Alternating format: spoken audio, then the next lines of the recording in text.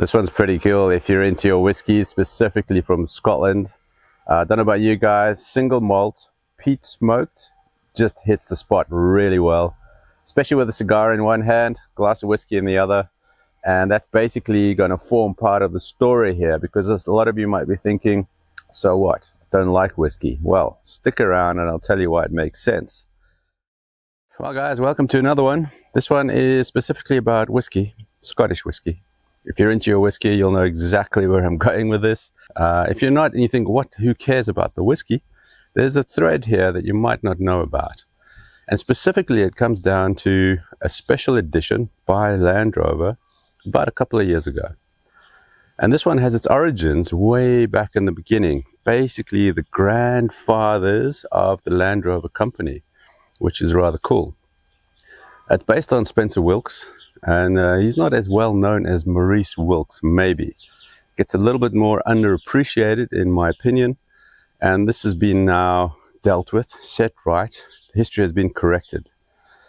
Basically, our story starts way back in 1929, where Rover was having a bit of trouble after World War I, like a lot of other companies too.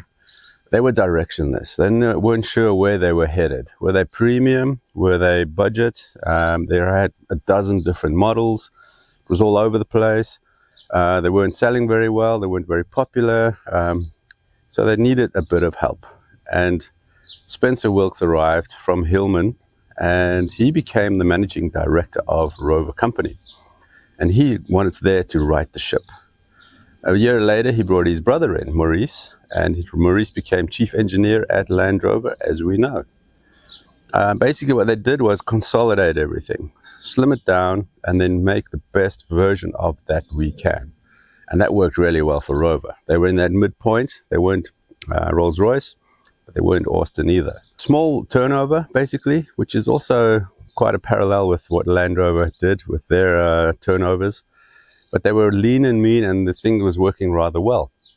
And then World War II arrived, and the same thing happened as with World War I. Production stopped. All car manufacturers, any manufacturers of note, pivoted towards the war effort. They started building aeroplane engines, ammunition, field guns, machine guns, armored cars, all of the stuff, aeroplanes, you name it. And everyone was committed to the cause. Obviously they won, which was good in the end, but it wasn't good in the other side, because basically this was the start of the decline of, I would say, the whole British Empire had its roots. The decline had its roots right there, because the government was now broke, bankrupt, heavily in debt, and it needed a lot of help. What this meant for the manufacturers, for instance, like the car manufacturers like Rover, they didn't get any support at all. Basically, the government told them, thanks for coming. We've got this now. We're done. Please carry on with your day job. And Rover was like, okay, what now? Like many other companies, they pivoted back towards their pre-war models, because they didn't do any development during the war. They were busy with other stuff. And the public saw these old models, which by now were 10 years old, and thought, no, this is not good. In parallel with that, there was a steel shortage, because all the steel had been used for the war effort. A lot of it was lying probably underwater in the North Sea, who knows. So the government said, guys, we need to rebuild. So if you can help us rebuild, here's some steel. If you can export a product that will make a profit that we can use to rebuild and pay off our debts, here's some steel as well.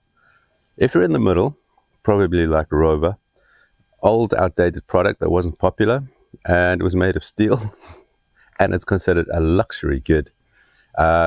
You can't get any steel from us unless you can prove it will be beneficial. So with this problem, Spencer and Maurice, obviously it's a bigger board of directors involved. We're just going to concentrate on them. They were wrestling with this problem, and luckily for us, Maurice was a part-time farmer. He would farm on the weekends on his farm in Anglesey, and be an engineer during the week. So he had this old Jeep, as we all know, and the thing was very capable. It worked really well. It was rugged. It was simple. It was very capable of climbing all these rough tracks. And there wasn't anything comparable at the time for a farmer to use. So he thought, this is what we're going to do. Obviously, we know what happened on Red Wharf Bay. He had his Picasso stick in his hand and he drew this outline of the Jeep in effect, and he said, we can do this here and we can build it for our needs, and Rover can do this. We can save the company like this. So basically the plan was an emergency plan in effect. There's a saying called 50 per week for 5 years, which doesn't amount to a lot. Basically that was the plan, to build a really simple, cheap, easy to manufacture vehicle that would appeal to farmers specifically, and also utility companies and people who needed something rugged and simple, basically like a tractor for the road. That was the plan. And the person he was explaining this to on that beach was his brother Spencer. And why that's important is because Spencer had his own estate on the Isle of Islay. If you know the Isle of Islay, it's not a very big, it's about 40 by 20 kilometers long. And on this estate, he didn't have a Jeep. He had an old Rover 12 saloon car, which was being adapted a little bit for work on the estate, on the off-roading sections, on the tracks. Maybe it had a little bit of raised height suspension, maybe a bit of protection. And he used this to get around his estate. And one day his groundsman looked at this and he said, "Sir, that looks suspiciously like a Land Rover, or you're driving your Rover on the land." That's where the name came from, basically. It came from Spencer Wilks' groundsman on the Isle of Islay. So why this is important is that Maurice was explaining this to Spencer, and Spencer could envisage this because of his own experience on his own estate at the time. With this plan in hand, the brothers went to the board and they said, "This is our plan. Keep us going for a couple of years while the economy improves. In parallel with that, we can use those profits to develop our own saloon cars again. And maybe in 5 or 10 years, things have gone, the Land Rover can disappear." That's why the Land Rover was so simple. It was used with borrowed parts. It was built to a very simple design, partly because of the aluminium at the time. They couldn't really work with it very well, so all the panels were really simple. The flip side is that it was very easy to maintain. It was simple to fix kind of thing, and it was very capable. It worked really well. So I think we can thank the two brothers for everything that happened from that point onward, 1947, 48, and off we went. Now we're building Land Rovers. The Rover company is building Land Rovers, by the way. It was a sub model. It wasn't a brand on its own yet. That would happen 30 years later. So then we fast forward to 1965. Spencer is kind of semi-retired by now. He's on his estate on the Isle of Islay. And now he's got himself a Series IIa. And it's an 88. It's a tilt with a canvas on the back. And it was the color gray, which strikes me as quite an engineer kind of color, which was being simple. It was not flashy. It was just doing the job. It was practical, basically. I think that was basically the idea. He might have picked one off the production line that hadn't been sold yet. I don't know. But that was his little runaround for his estate, the Lagan estate on the Isle of Islay.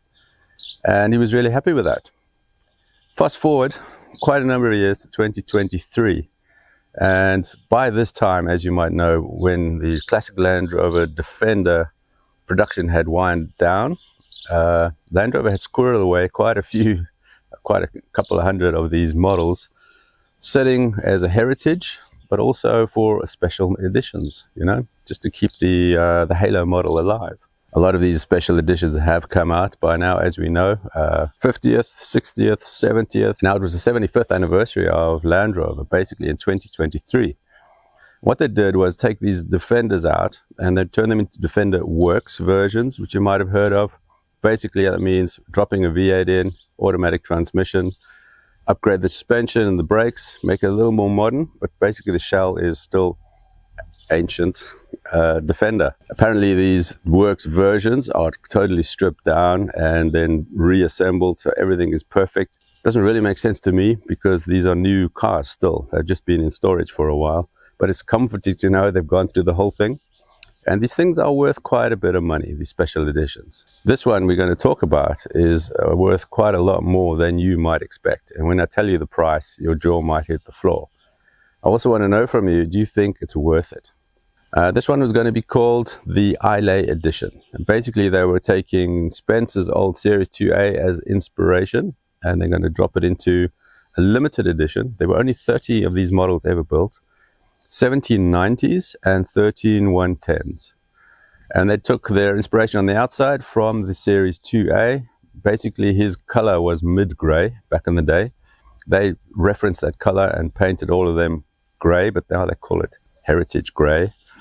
The steel wheels were referenced also, and basically we've got a white top, which is basically a color called limestone, not too dissimilar to faded white either, I suppose. I had a grille on the front, which was steel, bespoke, referencing the Series IIa wire mesh grille, which is cool.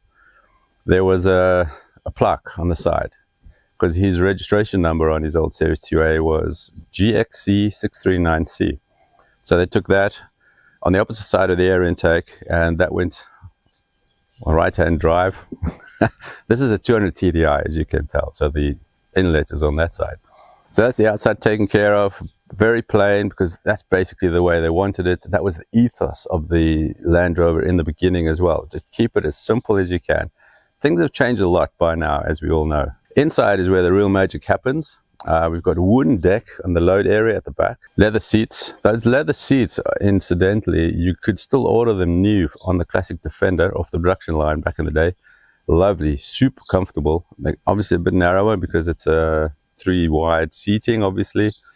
But we've spent hours in those. We've driven from southern France to London numerous times. You get out the other end and you're not broken, unlike the old TDI seats. Side note. These seats, leather inserts, were upholstered with woolen, the Islay Woollen Mill tweed, which is really rather cool. It's a reference to the country, to the island, what they do on the island. Basically, there are a lot of sheep running around there, but also the colors were quite significant in that way. They chose blue to reference the Hebridean Sea and the sky. The purple was for the heather, because as you know, in a really rough sea climate, only heather grows there. Everything else won't manage. And this yellowy green tinge is referencing the hillsides, the crops, because there's a lot of malt barley being grown there for obvious reasons. Islay, by the way, is well known for their peat smoked style of whiskey. It's specific to that area. If you're looking for that style of whiskey, you end up there. There are 10 distilleries. A lot of them have been around since the 1800s, very long ago. One in particular is very important to our story, because in the cubby box, if you open that up, there is a tray. And that tray is made with the barrel ends of a whiskey barrel. So that section comes from a whiskey barrel. There's a little inset there, a little ring, which says this. And that ring fits a whiskey bottle exactly. And you think, oh, well, that's cool. You know, they've just referenced a little collab between a whiskey distiller and the Land Rover brand because Spencer used to be there. What is this all about? I'll tell you. The whiskey distiller they asked to do this is basically the only independent. It came out, it started in 2005 by Anthony and Kathy Wills.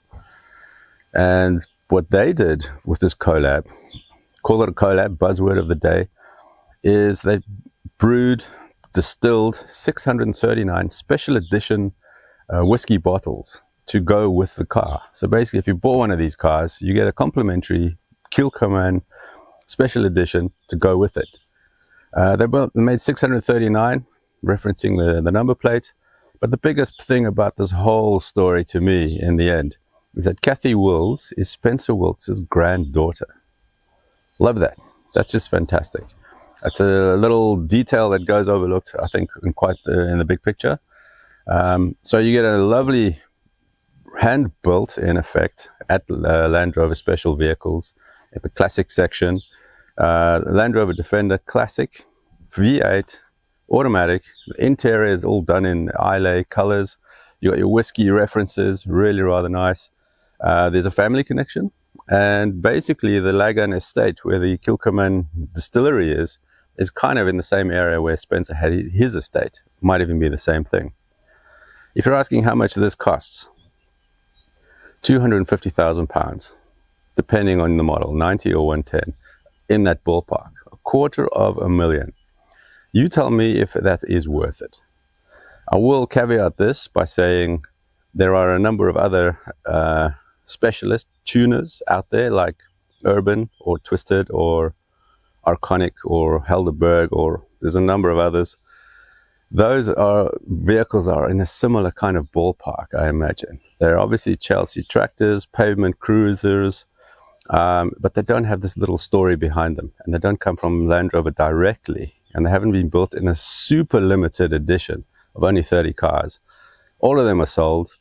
I don't know if you can find one online, maybe second hand. I think they might even be worth more than that, which is quite a lot of money for what was basically a farm tractor in the beginning, very agricultural beginnings. But that is where the Land Rover story, that's why it's an icon. It can do it all, from the Queen all the way down to the farmer, with bales of hay in the back, a couple of chickens on the passenger seat, and we're going down to the bottom field to find that sheep, that kind of thing. And it just spreads all of it. So that's the fascination. Let me know what you think down below. If you're wondering what happened to Spencer Wilks' own Series IIa, it's now part of the Land Rover Classic collection. So who knows, you might even be able to go and see it as well. Love the story, love the simplicity, the ethos behind it all, the people behind it all, how it all started in the end. And there's a little bit of a light shining on Spencer Wilks as well, because he did a lot of work to make this all happen as well. There you go, guys. If you want some more Land Rover stuff, there's such a big playlist over here. All manner of Land Rover stuff. If you want to learn more, if you want to read more, if you want to give someone a gift of a Land Rover book, down below are the links. We got the history of Land Rover completely from 2 wheels until today, which is basically part of where the story came from. We've got the military Land Rovers, the whole timeline, and we've got the fun activity book, which is great on a road trip. So there you go. Thanks for watching this one, guys. Catch you on the next one. Keep rolling. Oh, testing. The saying goes around 50 per week.